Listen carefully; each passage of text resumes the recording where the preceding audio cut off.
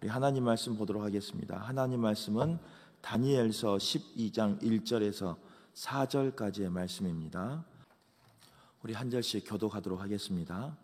그때 내 민족을 호위하는 큰 군주 미가엘이 일어날 것이요 또 환란이 있으리니 이는 개국 이래로 그때까지 없던 환란일 것이며 그때 내 백성 중 책에 기록된 모든 자가 구원을 받을 것이라.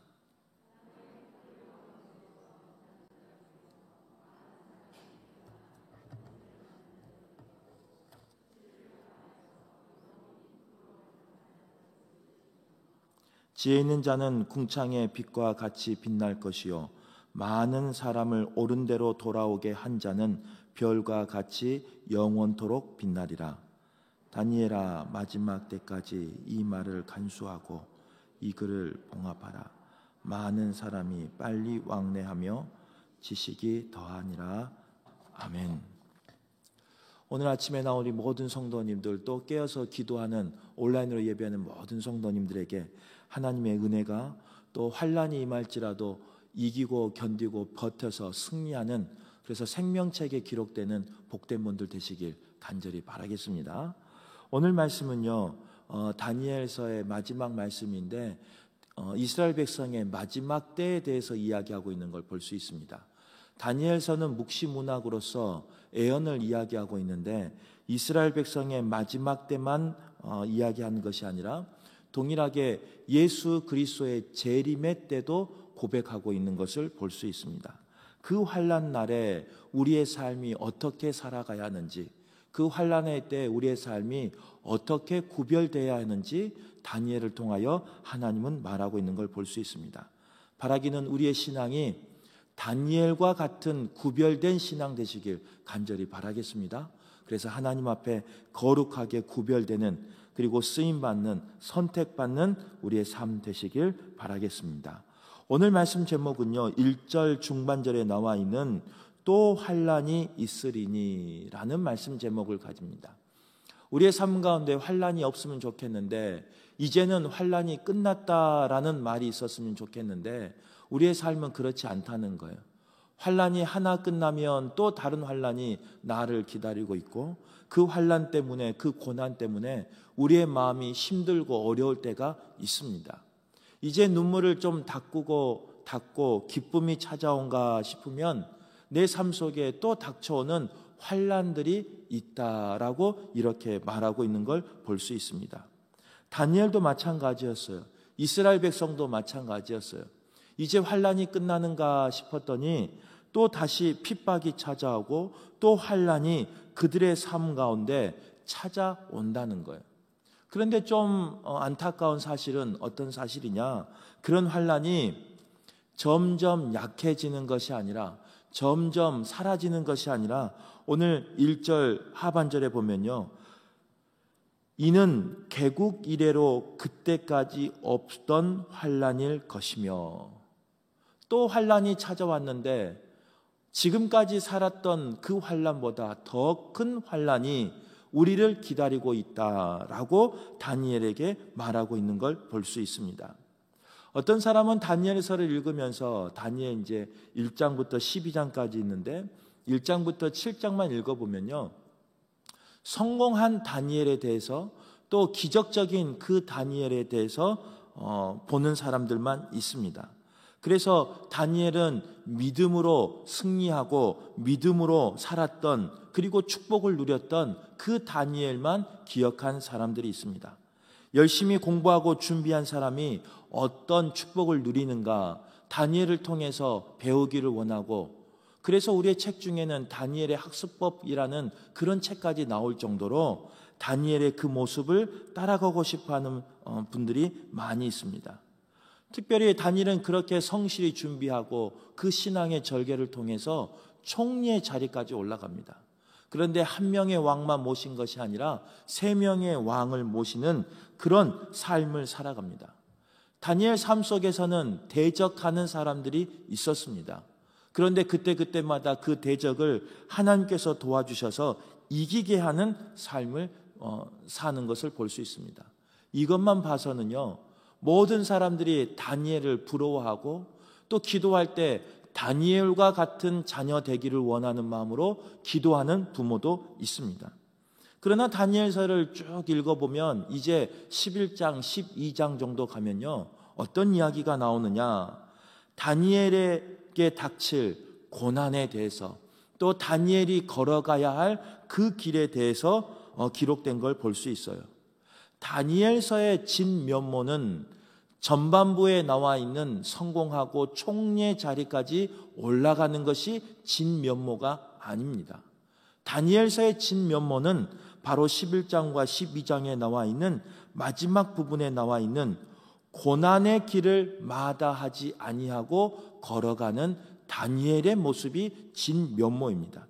순교의 길이 앞에 놓여 있음에도 불구하고 그들의 백성과 함께 신앙을 지키기 위해서 생명책에 기록된 그 이름을 지키기 위해서 그 순교의 길을 묵묵히 걸어가기를 원하는, 또 인도해가는 그 다니엘의 모습이 진정한 신앙의 모습인 겁니다.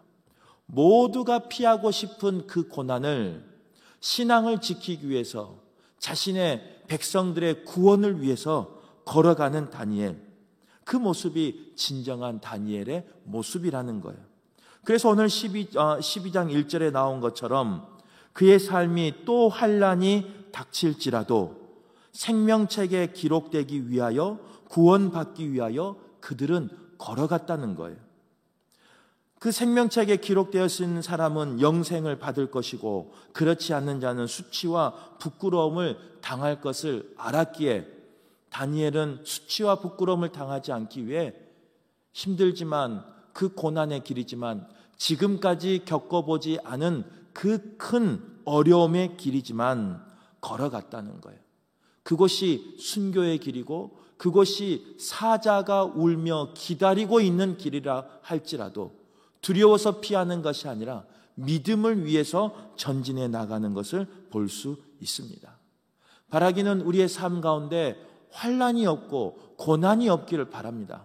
그러나 때로는 찾아오는 그 환난과 고난이 있을지라도 생명책에 기록되는 그 이름을 기억하며, 또 우리의 삶 가운데 마지막 때 예수님께서 재림하실 그때에 수치와 부끄러움을 당하지 않기를 원하는 마음으로 때로는 환난이 있을지라도 믿음을 끝까지 지키는 저와 여러분 되시길 간절히 바라겠습니다. 그러한 믿음을 지킨 다니엘은 어떠한 복을 받았느냐? 3절 말씀에 보면요, 지혜 있는 자는, 이 다니엘을 말하는 거예요, 궁창의 빛과 같이 빛날 것이요, 많은 사람을 옳은 대로 돌아오게 한 자는, 또 많은 사람을 옳은 대로 돌아오게 하는 그 다니엘의 지도자를 말하는 겁니다. 별과 같이 영원토록 빛나리라. 궁창의 하늘의 빛과 같이, 밤하늘의 별과 같이 빛난다라고 말하고 있는 걸 볼 수 있습니다. 이 빛남은 그냥 빛나는 게 아니에요. 이 빛나는, 그 별과 같이 빛나는 그런 모습은 그냥 되는 게 아니에요. 순교의 자리를 마다하지 아니하고 그 백성들과 그 자리를 묵묵히 걸어간 다니엘에게 주시는 하나님의 축복인 줄 믿습니다. 우리에게도 이러한 삶이 있기를 간절히 바랍니다.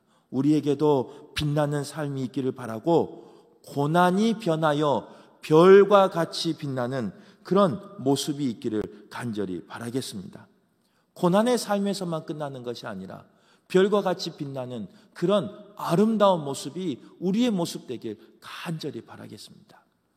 이 말씀은, 다니엘서 12장 3절의 말씀은요, 우리 성도님들이 기억하는가 모르겠지만 10몇 년 전에 우리 성도님 쪽으로는 오른쪽 편 위쪽, 찬양대 위쪽에 말씀으로 고백된 말씀이에요. 그래서 우리가 한 해 동안 그 말씀을 붙잡고 별과 같이 빛나기를 원하는 마음으로 기도했었을 때가 우리 금호교회가 있었습니다. 아마 그때 그 말씀을 우리 그 원로 목사님이 선택하시고 그 말씀을 가지고 1년 동안 기도했었는데, 우리 성도님의 삶이 별과 같이 빛나기를 원하는 삶이 되기를 소망하는 마음으로 기도한 줄 압니다. 바라기는 우리의 성도의 삶이 지금의 환난과 지금의 고난과 지금의 모든 어려움을 이기시고 견디시고 버티셔서 별과 같이 빛나는 그런 신앙 되시길 간절히 바라겠습니다. 다니엘의 부활의 신앙은요, 그냥 이루어진 게 아닙니다. 그냥 선택받아서 주어져서 이루어지는 그런 부활의 신앙이 아닙니다. 순교의 길에서 피하지 아니하는 그런 믿음의 절개 속에서 나오는 것이 다니엘의 부활의 신앙이에요. 목에 칼이 들어와도 자신의 신앙을 위해서 끝까지 버티고 그 두려움을 이겨낸 사람이 받는 것이 바로 부활의 신앙이라는 거예요. 죽는 순간까지 신앙을 지키는 바로 그 믿음이 바로 다니엘의 부활의 신앙으로 승화됐다는 거예요. 한번 생각해 보세요. 남의 일이니까 그렇지요. 내 일이라면, 내 삶 가운데 환난이 찾아오는데 또 환난이 있다면, 또 환난이 찾아오는데 지금까지 겪지 못한 그런 환난이 내 삶 가운데 일어난다면, 내 목에 칼을 대며 사선에 서 있다면, 죽음의 문턱에 서 있다면 두렵지 않겠습니까? 피하고 싶지 않겠습니까? 이 모든 상황이 내 삶과 내 자녀 가운데 일어나지 않았으면 좋겠다, 이렇게 생각하지 않겠습니까? 그런데 다니엘은 그 순간에도 피하지 않았어요. 그 순간에도 두려워하지 않았어요. 그 순간에도 부활할 거라는, 또 다시금 하나님이 건져주실 것이라는, 구원해 주실 것이라는 그 믿음을 가지고 사자굴에도 들어간 사람이 다니엘이었습니다. 이방 왕들에게 순교를 당하는 그 심정으로 끝까지 믿음의 절개를 지킨 사람이 다니엘이었습니다. 그런 환난이 자신이 이끌어가는 그 백성들 가운데 임하였음에도 불구하고 두려워하고 도망가는 것이 아니라 생명책에 이름이 기록되기를 원하는 마음으로, 수치와 부끄러움을 당하지 않기를 원하는 마음으로 끝까지 전진해 나가는 삶이 다니엘의 삶이었습니다. 그러면 이제 이렇게 말하는 분들이 있을 수 있어요. 다니엘은 총리였으니까, 다니엘은 지도자였으니까 그렇게 믿음을 지키지 않았겠습니까? 자신이 말하면 영향력 있는 사람이었으니까 그러지 않았겠습니까? 라는 사람도 있습니다. 그런데 그것은 잘못된 생각이에요. 올라가면 올라갈수록 흔들리는 것이 삶입니다. 폭풍우가 칠 때요, 배를 항해하다 보면 가장 흔들리는 곳은 어디냐? 배 밑창이 아니에요. 선장이 서 있는 그곳이 가장 흔들려요. 멀리 바라봐야 하는, 높이 서 있는 선장이 서 있는 그곳이 가장 흔들리는 곳이에요. 갈대만 봐도 그렇습니다. 갈대가 바람에 흔들릴 때요, 뿌리가 흔들리던가요? 그렇지 않아요. 밑둥이 흔들리긴 흔들립니다. 그러나 조금 요동칩니다. 하지만 올라가면 올라갈수록 더 요동하는 것이 갈대예요. 총리니까, 지도자니까, 마음대로 하니까 흔들리지 않을 것이다, 믿음을 지켰을 것이다 라고 생각하는 분들이 많을 것인데, 그렇지 않다는 거예요. 높은 자리에 있었기에 더 흔들렸을 겁니다. 높은 자리에 있었기에 더 힘들었을 겁니다. 그러나 그 흔들리고 그 힘든 자리에서, 요동치는 자리에서 백성들을 생각하며 또 믿음을 생각하며 수치와 부끄러움을 당하지 아니할 것을 소망하며 다니엘은 견뎠다는 거예요.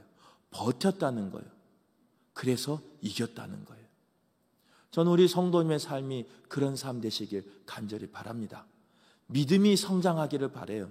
믿음이 성숙하기를 바라요. 그런데 성장하고 성숙하면 요동하지 않을 것이라는 그런 오해가 없기를 바라요. 성장하고 성숙하고 지도자가 된다면 더욱 요동하는 것이 우리의 삶이라는 거예요. 전에 있었던 교회에서요, 그 목사님이 항상 목회자 회의를 하면요, 이런 말 했어요. 부목사 때가 좋을 때네, 이렇게 말했어요. 담임 목사가 되면 좋을 줄 안가. 목사님 말투가 이래요. 제가 그런 게 아니고. 좋을 줄 안가. 담임 목사가 되면 마음대로 사는 것 같지, 걱정 없는 것 같지, 하고 싶은 말 마음껏 하고 마음대로 목회하는 것 같지, 부목사는 그래도 담임 목사는 그런 게 아니네 라고 말씀하셨어요. 그러면 그 회의석상에 앉아있던 우리 부목사들은요, 앞에서는 뭐 어떡합니까? 담임 목사님 그렇게 말하는데, 아이 그렇죠 하다가 회의가 끝나고 나오면서 이랬어요. 다들 그랬어요. 아유, 그 목사님은 부목사 시절을 안 거치고 담임 목사를 가셨거든요. 부목사를 안 해봐서 그래. 부목사를 안 해보니까 저렇게 말하시지 하면서 우리 10몇 명 되는 부목사들이요, 회의 끝나면 담임 목사님을 뒤에서 꿍시렁꿍시렁 했었습니다. 그런데 막상 담임 목회를 하다 보니까요, 그 말이 그때는 듣기 싫고 그때는 아닐 거야, 변명일 거야 했던 그 말들이 요즘은 하나하나 맞다고 인정이 되니까 그게 좀 슬퍼요. 아유, 그걸 그때 알았으면 좋았을걸. 좀 어렸을 때, 좀 더 젊었을 때 알았으면, 깨달았으면 좋았을걸. 그러면 더 열심히 했을 건데 라는 생각이 들 때가 있습니다. 부모된 우리로서 자녀를 바라보는 모습이 그럴 때가 있어요. 아유, 애들이 빨리 좀 철이 들었으면 좋을걸. 왜 부모의 말을 저렇게 듣지 않을까? 그럴 때가 있습니다. 그런데 우리의 신앙의 모습이나 우리의 삶의 모습이 점점 자라다 보면 그것을 느낄 때가 있어요. 그것을 인정하고 싶지 않지만 인정할 때가 다가온다는 거예요. 그런데 우리의 부모나 우리의 선배들, 신앙의 선배들은요, 그런 환난이 왔을 때 요동하지 않는 것은 환난이 없어서 요동하지 않는 거예요. 지도자이기 때문에, 부모이기 때문에, 또 이끌어가는, 공동체를 이끌어가는 위치에 있기 때문에 마음은 요동치지만 내 삶은 폭풍 위에 이리 흔들 저리 흔들 요동하고 있지만 흔들리지 않게 보이려고 노력하는 거예요. 자녀들도 힘든데 부모는 왜 안 힘들겠습니까? 공동체가 힘든데 왜 지도자가 안 힘들겠습니까? 그러나 지도자인 우리가, 또 이끌어가는 우리가 어떻게 살아야 되느냐? 다니엘처럼 때로는 순교를 각오하는 마음으로 사자가 내 앞에서 으르렁거리고 있을지라도 걸어갈 수 있기를 바랍니다. 그곳을 전진해 나갈 수 있기를 간절히 바랍니다. 아무리 요동쳐도 그 자리를 버티며 인내하며 서 있기를 간절히 바랍니다.